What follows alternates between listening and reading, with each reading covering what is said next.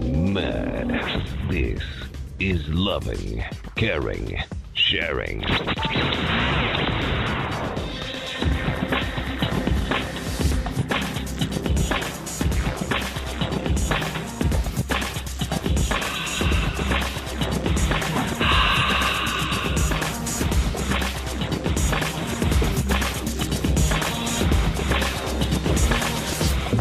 That's right. In a world gone mad, you need Mark Mercer's Loving, Caring, and Sharing. It's Friday night, so you know what that means. That means I've got something special for everyone. That's right. And I tell you, after a week like this, I need a night like tonight.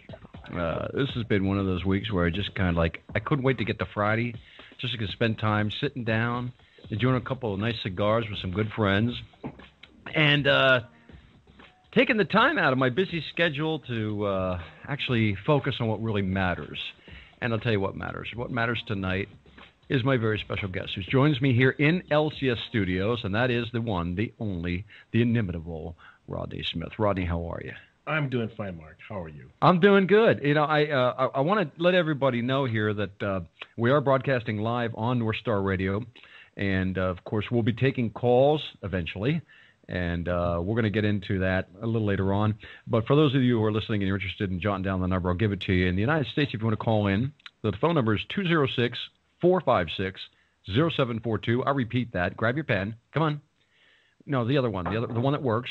206-456-0742. If you're in the UK and you want to call in, the phone number is 0203 603 6256. I'll say that one more time. 0203 603 6256. And, of course, holding down the giant machine known as North Star Radio is my producer, Daniel Davison. Daniel, how you doing tonight? I'm very well, thank you, Mark. How are you? I'm doing good. Thanks for taking care of all the technical aspects for me. And speaking of technical aspects, I also have my info guy, my go-to man, the man behind the scenes, the man with the plan, joining us all the way from Arkansas, from Springdale, Arkansas. We have on the line with us Steve Deloach by way of Skype. How you doing, Steve? I'm doing great. Mark, how are you? Oh, you sound better. What's going on? Did you get some kind of a new amplification device or something? I got a new microphone. Wait a minute. You got a new microphone? What were you using before? I was using the headphone set for my iPhone. And that was okay. Yes, but this that's is right. Like you're like dynamic now. It's Dynamic Steve. That's correct. So that should be my new nickname is Dynamic Steve. From now on, you're Dynamic Steve, and that's all there is to it. Okay, and also joining us here tonight, ladies and gentlemen, is an old friend of mine, my old boss, actually, from my days working at the Tinderbox down in Huntington Valley, and that is retired police officer, former naval man, and doo-wop aficionado, Tom McLaughlin. How you doing, Tom? Good evening, boys and girls, and all the ships at sea. That's my boy. Yeah. Anyway, Tom's joining us tonight too. Tom's a doo-wop aficionado. Now I know that you over maybe in the UK or possibly in Europe are saying doo-wop. In fact, even here in the United States, I say, "What in the world is doo-wop? What are you talking about?" Well, you guys are going to find that out in the near future. We're going to have some discussions about it. We're going to have a doo-wop night down the road. You guys are going to get back to your musical roots, as it were, and you're going to learn more than you ever dreamed of, maybe even more than you wanted to. All right. Anyway, let's get to tonight's guest, Rodney. Now, I was thinking earlier how I wanted to introduce Rodney, and there's no real way to introduce him. I'll tell you what. Sometimes when you want to introduce somebody, sometimes you have to go by their very own words to get to the core of who they are. And so I'm going to quote you, Rodney, if you don't mind. Go ahead. All right. Is that okay, Big Daddy? It's fine. Just go ahead and do what you think. Okay. Okay. To describe Rodney, I would have to say, according to this, are we? I don't know. Are we? Did anybody? Yeah, I hit the. Thanks for reminding me. Yes, we're recording. Okay, remember to edit that. Anyway, thank you, though. I appreciate you remembering. Okay. Anyway, Rodney, let's see.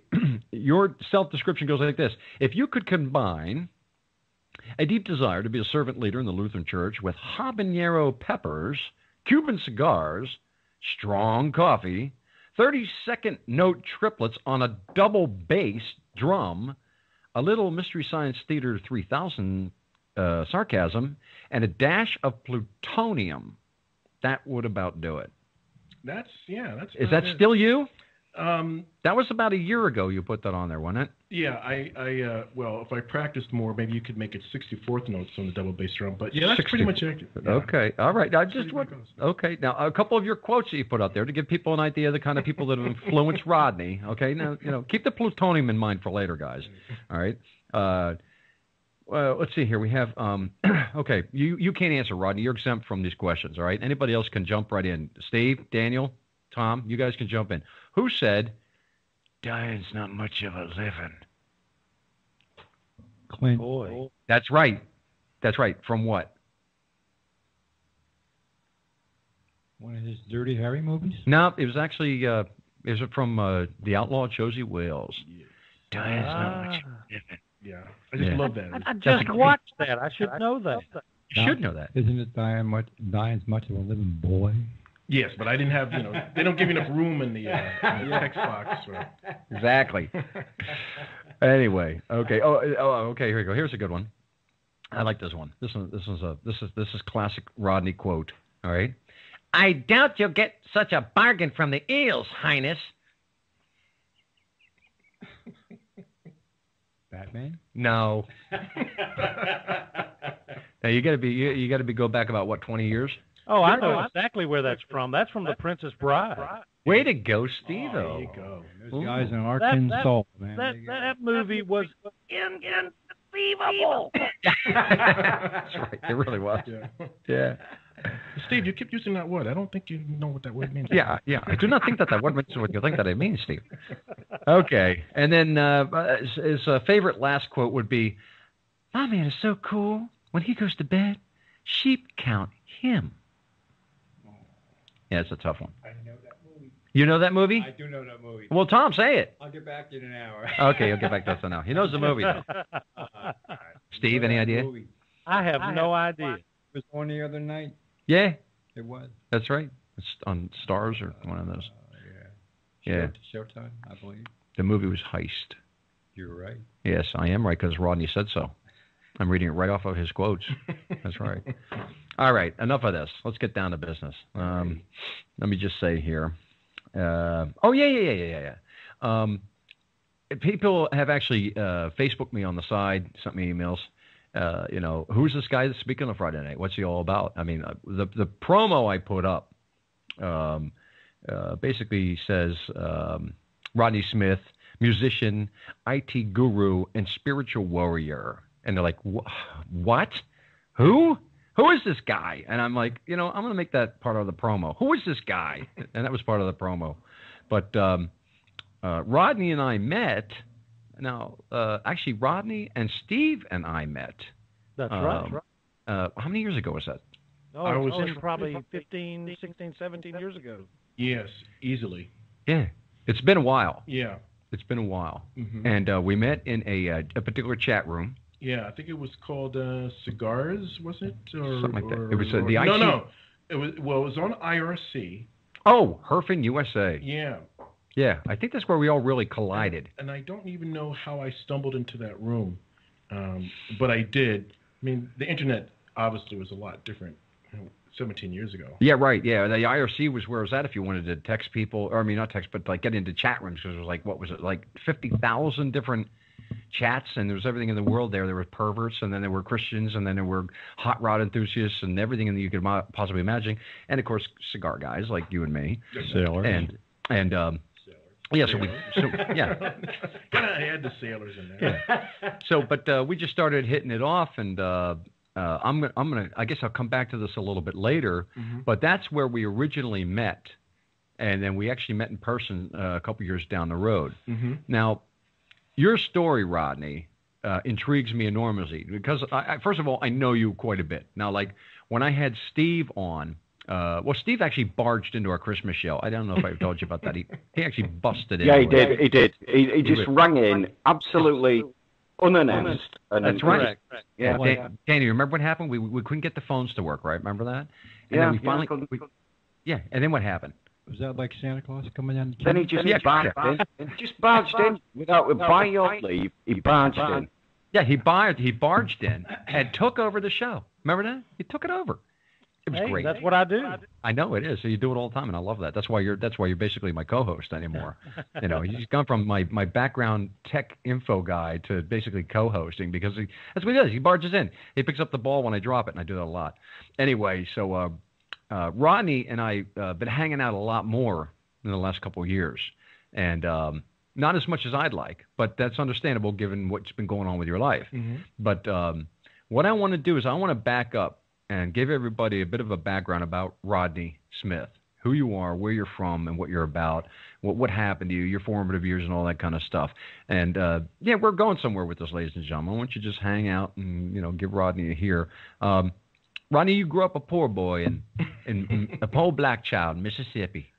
Yes, by way of Long Island, New York. That's right. Yeah. A hell of a commute. Yeah, really. That's right. Okay. So how old are you now, Rodney? You're like 6 months older than me, right? Yeah. So I'll be. What will I be? I'll be 54 in March. That's it. Yeah. Okay. Oh, actually, you're yeah. Okay, you're actually a year older than me. Yeah. Okay. Oh, I thought you were younger. Oh well. Okay, old man. So, Sonny. so anyway, Rodney, tell us about your growing up. Tell us about it. Give us some insights. Well, I look back and don't really think of it as being much of a remarkable upbringing, but what the main thing that I had going on that was interesting to me, as I look back on it now, is I got a lot of exposure to music at a very early age. No one in my family that I'm aware of was ever a professional musician, but there were a lot of aficionados of music in the household, particularly R&B and gospel. I heard a lot of that growing up, which had an influence on me because I decided I wanted to be a musician.